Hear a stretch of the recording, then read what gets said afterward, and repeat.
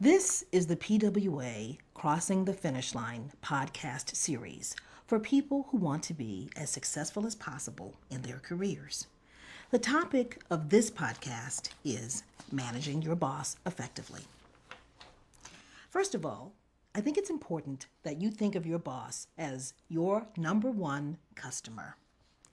While your external customers or even your other internal customers are important, they do not have the same ability to impact your career as your manager. Most successful executives treat their bosses as their number one customer.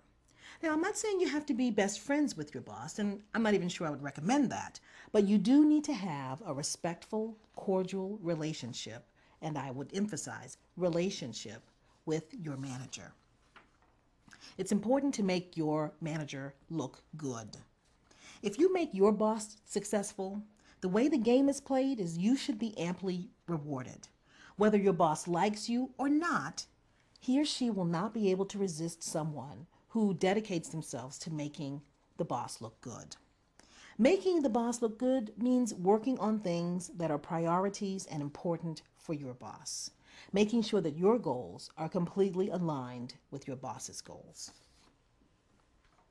Speaking of goals, we want to make sure that we set up our goals at the beginning of the year such that they support our boss's goals at least 75% of the time. That means that 75% of the assignments and projects on which you work are directly related to your boss's goals. And then at the end of the year, we want to make sure we make it as easy as possible for our bosses to write a good, positive performance appraisal for us. That means if we want to get the highest possible rating, we need to make it easy for our bosses to remember the results and accomplishments we had throughout the year. Remember, at the end of the year, most bosses find themselves opening a folder with your name on it and having very little data and very few notes with which to work. If you write a really good, strong self-appraisal and give it to your boss, you're much more likely to have an outstanding performance appraisal.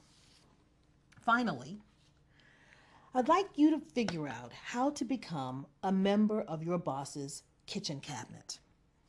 Now, your boss's kitchen cabinet is made up of people he would consider his go-to people. These are people your boss trusts and knows will get the job done and make him look good. These are also the first people she will reward with recognition, promotions, and developmental opportunities. You will recognize your boss's kitchen cabinet because they are the people who have regular and easy access to him or her. Your goal is to become a valuable member of your boss's kitchen cabinet. I've just described the importance of managing your boss and making your boss your number one customer. If you keep this information in mind, you will be well on your way to crossing the finish line. Thank you.